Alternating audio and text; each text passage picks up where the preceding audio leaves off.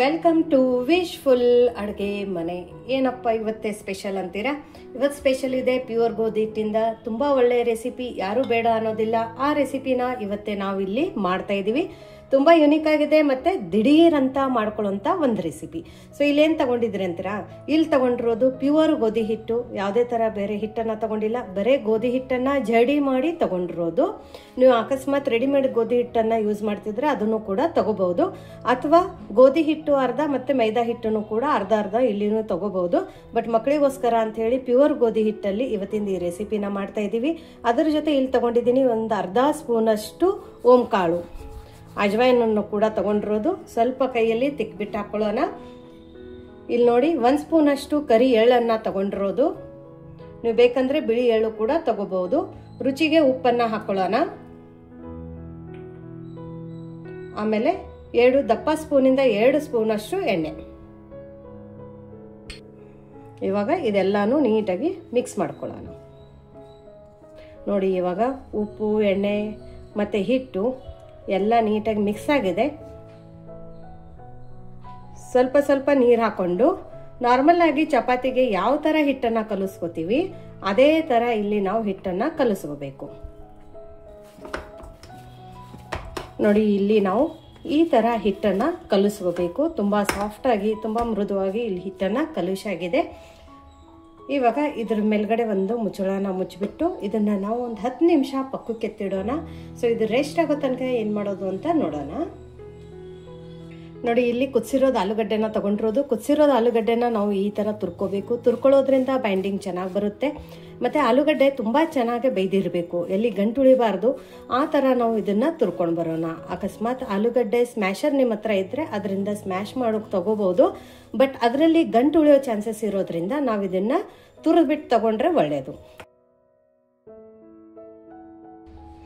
ನೋಡಿ, ಈ ಥರ ಎಲ್ಲ ಆಲೂಗಡ್ಡೆನೂ ತುರಿದ್ಬಿಟ್ಟು ತೊಗೊಂಡು ಬಂದಿರೋದು. ಇನ್ನೊಂದು ಏನಂದರೆ, ಇವಾಗ ಈ ಸೀಸನಲ್ಲಿ ಇದು ಆಲೂಗಡ್ಡೆ ಹೊಸದು ಬರೋದ್ರಿಂದ ಒಂದು ಸ್ವಲ್ಪ ಸ್ಟಿಕ್ಕಿ ಇರುತ್ತೆ. ಸೊ ಇಲ್ಲಿ ನಾನು ಹೊಸ ಆಲೂಗಡ್ಡೆನೇ ತೊಗೊಂಡಿರೋದು. ನಿಮ್ಮ ಹತ್ರ ಯಾವುದಿದೆ ಅದು ಆಲೂಗಡ್ಡೆನ ನೀವು ಇಲ್ಲಿ ತೊಗೋಬೋದು. ಸೊ ನೋಡಿ, ಇದು ಎಷ್ಟು ಚೆನ್ನಾಗಿ ಮ್ಯಾಶ್ ಆಗ್ತಾ ಇದೆ ಅಂದರೆ ತುಂಬ ಚೆನ್ನಾಗಿ ಗ್ರೇಟ್ ಆಗಿದೆಯಲ್ಲ, ಹಾಗಾಗಿ ಇದು ಮ್ಯಾಶ್ ಆಗ್ತಾ ಇದೆ. ನೋಡಿ, ಗಂಟು ಎಲ್ಲಿ ಇಲ್ಲ, ಗಂಟು ಇರಬಾರ್ದು ಅಷ್ಟೇ. ನೋಡಿ, ತುಂಬ ಚೆನ್ನಾಗಾಗಿದೆ. ಇವಾಗ 1/4 ಸ್ಪೂನಷ್ಟು ಅರಿಶಿಣದ ಪುಡಿನ ಹಾಕೊಳ್ಳೋಣ. ಖಾರಕ್ಕೆ pure Guntur Byadgi red chilli ಪೌಡರನ್ನು ಹಾಕೋತಾ ಇದ್ದೀನಿ. ಯಾರಿಗಾದರೆ ಬೇಕಂದರೆ ಡಿಸ್ಪ್ಲೇ ಆಗ್ತಾ ಇರೋ ನಂಬರ್ಗೆ ವಾಟ್ಸಪ್ ಹಾಕಿ ನಿಮಗೆ pure organic Guntur Byadgi red chilli powder ನಿಮ್ಮನೆ ಡೋರ್ ಸ್ಟೆಪ್ಗೆ ಬರುತ್ತೆ. ಇವಾಗ ಹಾಕೊಳ್ಳೋಣ ರುಚಿಗೆ ಉಪ್ಪು, ಅರ್ಧ ಸ್ಪೂನಷ್ಟು ಗರಂ ಮಸಾಲಾನ ಹಾಕೊಳ್ಳೋಣ. 1 ಸ್ಪೂನಷ್ಟು ಚಾಟ್ ಮಸಾಲ ಹಾಕೊಳ್ಳೋಣ. 1 ಸ್ಪೂನಷ್ಟು ರೈಸ್ ಫ್ಲೋರನ್ನು ಹಾಕೊಳ್ಳೋಣ, ಅಂದರೆ ಅಕ್ಕಿ ಹಿಟ್ಟು. ಇವಾಗ 2 ಸ್ಪೂನಷ್ಟು ಕಾರ್ನ್ಫ್ಲೋರನ್ನು ಹಾಕೊಳ್ಳೋಣ. ನೀವು ಕಾರ್ನ್ಫ್ಲೋರ್ ತಿನ್ನಂಗಿಲ್ಲ ಅಂದರೆ ಬರೀ ಅಕ್ಕಿ ಹಿಟ್ಟು ಹಾಕೋಬಹುದು, ಅಥವಾ ಅಕ್ಕಿ ಹಿಟ್ಟು ಬೇಡ ಅಂದರೆ ಬರೀ ಕಾರ್ನ್ಫ್ಲೋರ್ ಕೂಡ ಹಾಕೋಬಹುದು. ಬಟ್ ಇಲ್ಲಿ ನಾನು 2 ಥರನ ಹಾಕೋತಾ ಇದ್ದೀನಿ. ಯಾಕಂದರೆ ಆಲೂಗಡ್ಡೆಯಲ್ಲಿ ಇದು ಚೆನ್ನಾಗಿ ಬೈಂಡ್ ಆಗುತ್ತೆ ಅಂತ ಹೇಳ್ಬಿಟ್ಟು ಅಕ್ಕಿ ಹಿಟ್ಟು ಮತ್ತು ಕಾರ್ನ್ಫ್ಲೋರನ್ನು ಹಾಕೊಂಡಿದ್ದೀವಿ. ಇನ್ನೊಂದು ಏನಾಗುತ್ತೆ ಅಂದರೆ, ಇವಾಗ ಅಕ್ಕಿ ಹಿಟ್ಟು ಮತ್ತು ಕಾರ್ನ್ಫ್ಲೋರ್ ಹಾಕೊಳ್ಳೋದ್ರಿಂದ ನಮ್ದೇನು ಇವಾಗ ನಾಷ್ಟ ಮಾಡ್ತಾ ಇದ್ದೀವಿ, ಆ ನಾಷ್ಟ ಎಣ್ಣೆಯಲ್ಲಿ ಒಡೆದ್ಬಿಟ್ಟು ಆಚೆ ಬರೋದಿಲ್ಲ, ಮತ್ತು ಚೆನ್ನಾಗಿ ಬೈಂಡಿಂಗ್ ಬರುತ್ತೆ ಅಂತ ಹೇಳ್ಬಿಟ್ಟು ಇಲ್ಲಿ ನಾವು ಕಾರ್ನ್ಫ್ಲೋರು ಮತ್ತು ಅಕ್ಕಿ ಹಿಟ್ಟನ್ನು ಹಾಕೊಂಡಿದ್ದೀವಿ. ಸೊ ಇದನ್ನು ನಾವು ಚೆನ್ನಾಗಿ ಮಿಕ್ಸ್ ಮಾಡ್ಕೋಬೇಕು. ಮತ್ತು ಆಲೂಗಡ್ಡೆಯಲ್ಲಿನೂ ಇನ್ನೊಂದು ಸ್ವಲ್ಪ ನೀರಿನ ಅಂಶ ಇರೋದ್ರಿಂದನೂ ಕೂಡ ಇದು ಬೈಂಡಿಂಗ್ ತುಂಬ ಚೆನ್ನಾಗಿ ಬರುತ್ತೆ. ನಾವು ಹಿಟ್ಟೆಲ್ಲ ಹೆಂಗೆ ಕಲಿಸ್ತೀವಿ ಅದೇ ಥರ ಇಲ್ಲಿ ನಾವು ಈ ಆಲೂಗಡ್ಡೆದು ಹಿಟ್ಟನ್ನು ಕಲಿಸ್ಕೋಬೇಕು. ಇಲ್ಲಿ ನೋಡಿ, ಚಪಾತಿ ಹಿಟ್ಟೆಲ್ಲ ಹೆಂಗೆ ನಾದ್ತೀವಿ ಅದೇ ಥರ ನಾದ್ಕೊಂಡಿರೋದು. ಅಕಸ್ಮಾತ್ ಕೈಗೆ ಒಂದು ಸ್ವಲ್ಪ ಅಂಟ್ತಾ ಇದೆ ಅಂದಾಗ ಸ್ವಲ್ಪ ಇದ್ರೊಳಗಡೆ ಒಂದು ಅರ್ಧ ಸ್ಪೂನಷ್ಟು ಎಣ್ಣೆನ ಹಾಕ್ಕೊಳ್ಳೋಣ. ಎಣ್ಣೆನ ಹಾಕ್ಕೊಂಡು ಮತ್ತೆ ಇದನ್ನು ಒಂದು ಸರ್ತಿ ಮಿತ್ಕೊಳ್ಳೋಣ. ಮಾಡೋದಂತೂ ತುಂಬ ಈಸಿ ಇದೆ, ನೋಡಿದ್ರಲ್ಲ. ಇಲ್ಲಿ ನೋಡಿ, ನಮ್ಮದು ಆಲೂ ಸ್ಟಫಿಂಗ್ ರೆಡಿಯಾಗಿದೆ. ಇಲ್ಲಿ ನೋಡಿ, ಆಲೂ ಸ್ಟಫಿಂಗ್ ಆಗೋ ತನಕ ಇಲ್ಲಿ ಹಿಟ್ಟು ಕೂಡ ತುಂಬ ಚೆನ್ನಾಗಿ ನೆಂದಿದೆ. ಸ್ವಲ್ಪ ಎಣ್ಣೆ ಕೈಯನ್ನು ಹಚ್ಕೊಂಡ್ಬಿಟ್ಟು ಇದನ್ನು ಒಂದು ಸರ್ತಿ ನಾವು ಮಿತ್ಕೊಳ್ಳೋಣ. ಮಿದ್ದಾದ ನಂತರ ಇದರದ್ದು ಉಳ್ಳಿಗಳನ್ನ ಮಾಡ್ಕೊಳ್ಳೋಣ.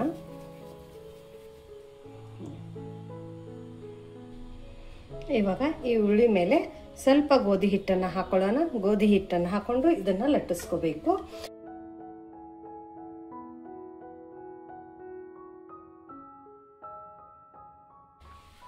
ನೋಡಿ ಯಾವ ಥರ ಲಟ್ಟಿಸ್ಬೇಕಂದ್ರೆ ನಾವು ಪರಾಟ ಎಲ್ಲ ಲಟ್ಟಿಸ್ತೀವಲ್ಲ ಅದೇ ಥರನೇ ನಾವು ಇಲ್ಲಿ ಚಪಾತಿನ ಲಟ್ಟಿಸ್ಬೇಕು. ಬಟ್ ಇದೇ ಥರ ಇಲ್ಲಿ ನಾವು 2 ಚಪಾತಿ ಸೇಮ್ ಸೈಜದ್ದು ಲಟ್ಟಿಸ್ಕೋಬೇಕು. ದಪ್ಪ ಸಣ್ಣ ಇರಬಾರ್ದು, ಸೇಮ್ ಸೈಜಲ್ಲಿನೇ ಇರಬೇಕು. ಇದೇನು ಲಟ್ಸೋಕ್ಕೆ ತುಂಬ ಜಾಸ್ತಿ ಹಿಟ್ಟನ್ನು ತಗೊಂಡಿಲ್ಲ, ಯಾಕಂದರೆ ಹಿಟ್ಟು ತುಂಬ ಚೆನ್ನಾಗಿ ನೆಂದಿತ್ತು ಕೂಡ. ನಾವೆಷ್ಟು ಚೆನ್ನಾಗಿ ಹಿಟ್ಟನ್ನು ಮಿದಿತೀವಿ ಅಷ್ಟು ಚೆನ್ನಾಗಿ ಇಲ್ಲಿ ನಮ್ಮದು ಚಪಾತಿ ರೆಡಿ ಆಗುತ್ತೆ. ನೋಡಿ ಈ ಥರ ಚಪಾತಿನ ಲಟ್ಟಿಸ್ಕೋಬೇಕು. ಇಲ್ಲಿ ನೋಡಿ ತುಂಬ ದಪ್ಪ ಇಲ್ಲ, ತುಂಬ ಸಣ್ಣನೂ ಕೂಡ ಇಲ್ಲ. ಇವಾಗ ಇದೇನು ನಾವು ಆಲೂ ಸ್ಟಫಿಂಗ್ ಇದೆಯಲ್ಲ ಇದ್ರದ್ದು ಒಂದು ಸ್ವಲ್ಪ ಪೋರ್ಷನನ್ನು ತಗೊಳ್ಳೋಣ. ತಗೊಂಡ್ಬಿಟ್ಟು ಎಲ್ಲ ಕಡೆ ಈ ಥರ ಇಟ್ಕೋತೋಗೋಣ. ಈ ಥರ ಇಡೋದ್ರಿಂದ ಸ್ಪ್ರೆಡ್ ಮಾಡೋಕ್ಕೆ ಈಸಿ ಆಗುತ್ತೆ. ನೋಡಿ ಈ ಥರ ಎಲ್ಲ ಕಡೆ ಉಳ್ಳಿಗಳನ್ನ ಇಟ್ಕೊಂಡಿದ್ದೀನಿ. ಇವಾಗ ಒಂದು ಫೋರ್ಕಿಂದ ಇದನ್ನು ನಾವು ಎಲ್ಲ ಕಡೆ ಈಕ್ವಲ್ ಆಗಿ ಈ ಥರ ಸ್ಪ್ರೆಡ್ ಮಾಡೋಣ. ಇದು ಸ್ಪ್ರೆಡ್ ಮಾಡೋಕ್ಕೆ ಒಂದು ಸ್ವಲ್ಪ ಟೈಮ್ ತಗೊಳುತ್ತೆ, ಬಟ್ ಬೇಗ ಆಗುತ್ತೆ. ನಾವು ನಾರ್ಮಲ್ ಆಗಿ ಸಮೋಸ ಎಲ್ಲ ಮಾಡಬೇಕಂದ್ರೆ ತುಂಬ ಟೈಮ್ ತಗೊಳುತ್ತೆ. ಇದು ಒಂದೇ ಸರ್ತಿಗೆ ಸುಮಾರು ಆಗುತ್ತೆ, ತುಂಬ ಟೇಸ್ಟಿಯಾಗಿ ಕೂಡ ಇರುತ್ತೆ. ಮಾಡೋದು ಸುಲಭ, ಮಕ್ಕಳು ಖುಷಿ, ನಮ್ಗೆ ಖುಷಿ ಆಗುತ್ತೆ. ಇನ್ನು ಯಾರು ನೀವು ನಮ್ಮದು ವಾಟ್ಸಪ್ ಗ್ರೂಪನ್ನು ಜಾಯಿನ್ ಆಗಿಲ್ಲ ಅಂದರೆ ವಿಶ್ವಲ್ ಅಡುಗೆ ಮನೆ ವಾಟ್ಸಪ್ ಗ್ರೂಪ್ ಲಿಂಕನ್ನು ಡಿಸ್ಕ್ರಿಪ್ಷನ್ ಬಾಕ್ಸಲ್ಲಿ ಕೊಟ್ಟಿದ್ದೀವಿ. ಆ ಲಿಂಕ್ ಮೇಲೆ ಕ್ಲಿಕ್ ಮಾಡಿದರೆ ಸಾಕು, ನೀವು ನಮ್ಮ ಜೊತೆ ಕನೆಕ್ಟ್ ಆಗ್ತೀರಾ. ನಿಮ್ಗೆ ಏನೇ ಕ್ವೆರೀಸ್ ಆಗಿರ್ಬೋದು ಅಥವಾ ಡೌಟ್ಸ್ ಆಗಿರ್ತೀರೂ ಅಲ್ಲಿ ನೀವು ನಮ್ಮ ಜೊತೆ ಕಮ್ಯುನಿಕೇಟ್ ಮಾಡ್ಬೋದು. ವಾಟ್ಸಪ್ ಕಾಲನ್ನು ಪಿಕ್ ಮಾಡೋಕ್ಕಾಗೋದಿಲ್ಲ, ಹಾಗಾಗಿ ಬರೀ ಮೆಸೇಜಿಗೆ ಮಾತ್ರ ನಾವು ರಿಪ್ಲೈಯನ್ನು ಮಾಡ್ತೀವಿ. ನೋಡಿ ಇದನ್ನು ಈ ಥರ ಎಲ್ಲ ಕಡೆ ಸ್ಪ್ರೆಡ್ ಮಾಡ್ಕೊಂಡಿದ್ದೀವಿ. ಈ ಥರ ಸ್ಪ್ರೆಡ್ ಮಾಡ್ಕೊಂಡಾಗ ಇದ್ರ ಮೇಲ್ಗಡೆ ಇನ್ನೊಂದು ನಾವು ಲಟ್ಟಿಸಿಟ್ಕೊಂಡಿರುವಂಥ ಚಪಾತಿನ ಇಟ್ಕೋಬೇಕು. ನೋಡಿ ಈ ಥರ ನೀಟಾಗಿ ಕೈಯಲ್ಲಿ ಪ್ರೆಸ್ ಮಾಡಿದ ನಂತರ ಇದ್ರ ಮೇಲ್ಗಡೆ ಸ್ವಲ್ಪ ಗೋಧಿ ಹಿಟ್ಟನ್ನು ಉದುರಿಸ್ಕೊಳ್ಳೋಣ. ಆಮೇಲೆ ಒಂದು ಸ್ವಲ್ಪ ಈ ಥರ ಲಟ್ಟಿಸ್ಕೊಳ್ಳೋಣ. ಲೈಟ್ ಕೈಯಲ್ಲಿ ಲಟ್ಟಿಸ್ಕೋಬೇಕು, ತುಂಬ ಜಾಸ್ತಿ ಏನು ಬೇಡ, ಲೈಟ್ ಕೈಯಲ್ಲಿ. ಇಲ್ಲಿನೂ ಇನ್ನೊಂದು ಸ್ವಲ್ಪ ಉದುರಿಸ್ಕೊಳ್ಳೋಣ.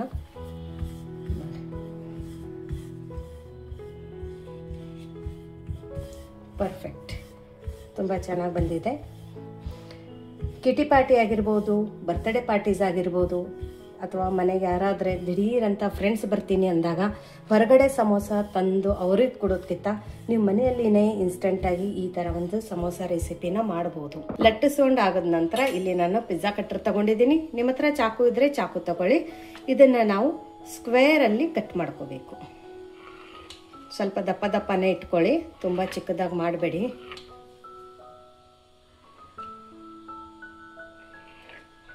ನೋಡಿ ಒಂದೇ ಸರ್ತಿಗೆ ಎಷ್ಟು ಸಮೋಸ ರೆಡಿ ಆಯಿತು ನೋಡಿ. ಇವಾಗ ಒಂದು ಹಿಂಗೆ ತೊಗೊಂಡ್ಬಿಟ್ಟು ಇದನ್ನು ಈ ಥರ ಈ ಕಾರ್ನರು ಜಾಯಿಂಟ್ ಮಾಡ್ಕೊಳ್ಳೋಣ. ಇದಕ್ಕೆ ಮತ್ತೆ ನೀರು ಹಚ್ಚಬೇಕು, ಹಾಲು ಹಚ್ಚಬೇಕಂತೇನಿಲ್ಲ. ಈ 2 ಕಾರ್ನರ್ ಪಿಂಚ್ ಆದ ನಂತರ ಮತ್ತೆ ಅಪೋಸಿಟ್ ಸೈಡಲ್ಲಿ ಈ 2 ಕಾರ್ನರನ್ನು ನಾವು ಇಲ್ಲಿ ಪಿಂಚ್ ಮಾಡಬೇಕು.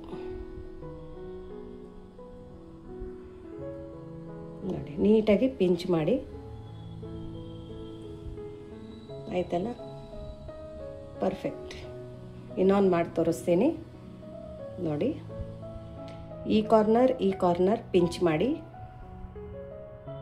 ನೀಟಾಗಿ. ಆವಾಗ ಮತ್ತೆ ಅಪೋಸಿಟ್ ಸೈಡಲ್ಲಿ ಈ ಕಾರ್ನರ್ ಪಿಂಚ್ ಮಾಡ್ಕೊಳ್ಳಿ. ಈ ಥರ ಪ್ರೆಸ್ ಮಾಡಿ. ಯುನೀಕಾಗಿ, ಡಿಫ್ರೆಂಟಾಗಿ ಮತ್ತು ದಿಢೀರಂತ ಇಷ್ಟಕ್ಕೊಂದು ಸಮೋಸಾಸ್ ನಮ್ಮದು ರೆಡಿ ಆಗುತ್ತೆ. ಇಲ್ಲಿ ನೀವು ನೋಡ್ಬೋದು ನೋಡಿ. ಇಲ್ಲಿ ಈ ಥರ ಎಲ್ಲ ಸಮೋಸನ ರೆಡಿ ಮಾಡ್ಕೊಂಡಿದ್ದೀನಿ. ಸಮೋಸ ಮಾಡೋದು ತುಂಬ ಈಸಿ ಇದೆ. ಒಂದೇ ಸರ್ತಿ 2 ಚಪಾತಿ ಲಟ್ಟಿಸ್ಕೊಂಡು ಸುಮಾರು ಸಮೋಸಗಳನ್ನ ನೀವು ಮಾಡ್ಕೋಬಹುದು. ಅದೇ ಥರ ನಾನು ಇಲ್ಲೆಲ್ಲ ಸಮೋಸಗಳನ್ನು ಮಾಡ್ಕೊಂಡಿದ್ದೀನಿ. ಫ್ಲೇಮನ್ನು ಮೀಡಿಯಮ್ ಫ್ಲೇಮಲ್ಲಿ ಇಟ್ಕೊಂಡು ಇಲ್ಲಿ ನಾವು ಮಾಡ್ಕೊಂಡಿರುವಂಥ ಸಮೋಸನ ಹಾಕೊಳ್ಳೋಣ. ಯಾಕಂದರೆ ಎಣ್ಣೆ ತುಂಬ ಜಾಸ್ತಿ ಕೈಬಾರ್ದು, ಮೀಡಿಯಮ್ ಆಗಿನೇ ಎಣ್ಣೆ ಕೈಬೇಕು. ಇಲ್ಲ ಅಂದರೆ ಈ ನಮ್ಮ ಸಮೋಸ ಬೇಗ ಹೊತ್ತೋಗುತ್ತೆ ಮತ್ತು ಒಳಗಡೆ ತನಕ ಕ್ರಿಸ್ಪಿ ಆಗಂಗಿಲ್ಲ. ಸೊ ನೋಡಿ, ಎಲ್ಲ ಮಾಡಿರೋವಂಥ ಸಮೋಸನ ನಾವು ಇದ್ರೊಳಗಡೆ ಹಾಕೊಳ್ಳೋಣ. ಸಮೋಸ ಎಲ್ಲ ಹಾಕಿದ ನಂತರ ಇಲ್ಲಿ ನಾವು 1 ಸ್ಪೂನಿಂದ ಇದನ್ನು ತಿರುಗಿಸ್ಕೊಳ್ಳೋಣ. ಫ್ಲೇಮನ್ನು ಮೀಡಿಯಮ್ ಫ್ಲೇಮಲ್ಲಿನೇ ಇಟ್ಕೊಂಡು ಇಲ್ಲಿ ನಾವು ಸಮೋಸನ ಕರ್ಕೋಬೇಕು. ಯಾಕಂದರೆ ಸಮೋಸ ನೀವು ಹೈ ಫ್ಲೇಮಲ್ಲಿ ಕರ್ಕೊಂಡಿದ್ರೆ ತುಂಬ ಬೇಗ ಸಿಹಿದೋಗುತ್ತೆ ಮತ್ತು ಒಳಗಡೆ ಹಸಿ ಉಳಿಯುತ್ತೆ. ಅದರ ಜೊತೆ ಸಾಫ್ಟಾಗಿ ಕೂಡ ಬರುತ್ತೆ. ಹಾಗಾಗಿ ನಮ್ಮ ಸಮೋಸ ಕ್ರಿಸ್ಪಿಯಾಗಿ ಮತ್ತು ತುಂಬ ಚೆನ್ನಾಗಿ ಬರಬೇಕು ಅಂದರೆ ಫ್ಲೇಮನ್ನು ಮಾತ್ರ ಮೀಡಿಯಮ್ ಫ್ಲೇಮಲ್ಲಿನೇ ಇಟ್ಕೊಳ್ಳಿ. ನೋಡಿ, ಇದೇ ಥರ ತಿರುಗಿಸ್ತಾ ಇದನ್ನು ನಾವು ಒಂದು ಸ್ವಲ್ಪ ಕೆಂಪು ಗಣ್ಣ ಬರೋ ತನಕ ಕರ್ಕೊಂಡು ಬರಬೇಕು. ಸಮೋಸ ನೋಡಿ ತುಂಬ ಚೆನ್ನಾಗಿ ಕರೆದಾಗಿದೆ. ಇವಾಗ ನಾವು ಈ ಸಮೋಸನ ತಕ್ಕೊಳ್ಳೋಣ.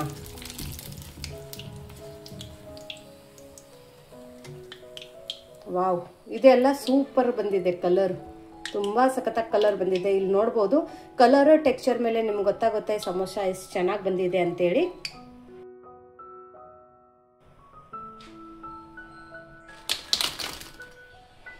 ನೋಡ್ತಾ ಇದ್ದೀರಲ್ಲ ಸೌಂಡು ಎಷ್ಟು ಕ್ರಿಸ್ಪಿಯಾಗಿ ಬಂದಿದೆ.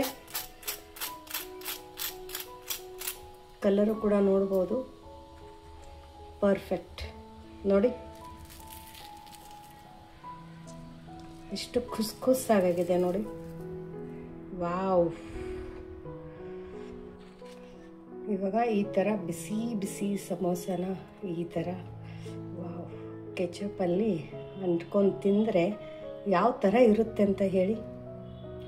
ಬಾಯಲ್ಲಿ ನೀರು ಬರ್ತಾ ಇದೆಯಾ? ಜಟ್ಪಟ್ ಆಗೋಂಥ ರೆಸಿಪಿ, ದಯವಿಟ್ಟು ಟ್ರೈ ಮಾಡಿ. ಹೆಂಗೆ ಬಂತು ಅಂತ ವಿಶ್ಫುಲ್ ಅಡುಗೆ ಮನೆಗೆ ಕಮೆಂಟ್ ಮೂಲಕ ತಿಳಿಸೋದನ್ನು ಮರಿಬೇಡಿ. ಇದನ್ನು ನಾನು ಟೇಸ್ಟ್ ಮಾಡ್ತೀನಿ.